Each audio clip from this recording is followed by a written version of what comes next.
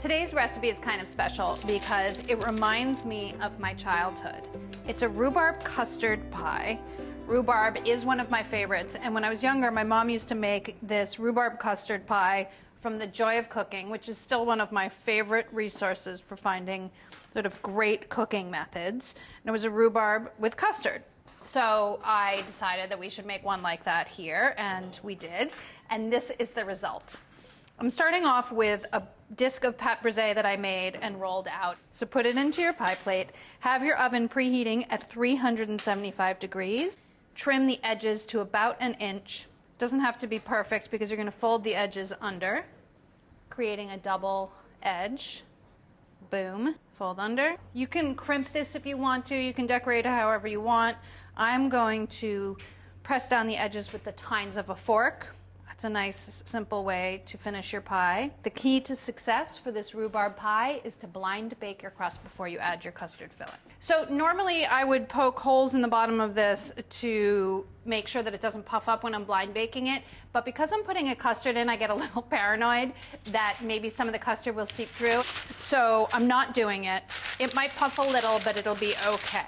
You know what Thomas does? I want to show you this because it's really cool and I never do it. He crumbles his parchment into a little ball and then he unfolds it. And he says that that makes it go into the corners better. Fill with pie weights. I like to use beans because then you can buy a couple of bags and you can really, really fill your crust with a lot of beans, which holds the sides up really well. It does make it so that it takes slightly longer to blind bake than you might be used to, but I think it's well worth the time.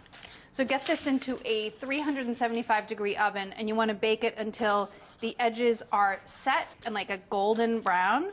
Then you're going to remove all of this and bake it until the bottom is golden. That usually takes about 5 to 8 more minutes. The filling, 1 pound of rhubarb cut in 1/2-inch pieces. Toss that with a 1/4 cup of your sugar.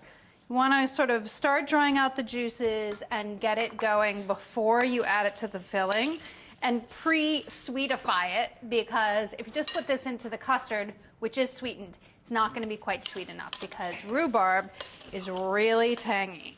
So let that sit. You can let it sit for about 10 minutes while you make your filling. What you want to do is combine everything in a bowl. This is 1/2 stick of butter, about 4 tablespoons, 1/4 cup of heavy cream, just a little richness, 2 large eggs. I like to whisk at this point just to get the eggs broken down. And then to that add another 1 1/4 cups of sugar. Rhubarb is not a fruit at all and very not sweet at all. So you need to really make sure that it's sweetened. Then add 1/3 cup of all-purpose flour. So you have eggs in this custard for thickening, but you also have flour. Both important here. Because also rhubarb, while it's also not sweet, is also quite watery, so you need the addition of the flour in here to make sure that your custard thickens nicely. Now you're ready to fill your pie. Here's the crust that I baked. Now you're going to notice it is slightly puffed in the center. That's okay. But it's nice and golden, completely dry. You can actually lift it up, and that's what I like when I'm making a custard pie. I really want the crust to be completely baked, because I've found that once you add custard to a pie crust, it doesn't really bake anymore. Put it back in the oven, it bakes for 50 minutes, an hour, and nothing happens to the crust. So if it starts out soggy, it's going to end up soggy. So start it out crisp and it'll end up crisp. That's my pie philosophy. And I'm sticking to it. Scrape your custard into your blind baked shell and then scatter your rhubarb over the top. Have the oven still at 375, so you can leave your oven at your 375 from blind baking your crust.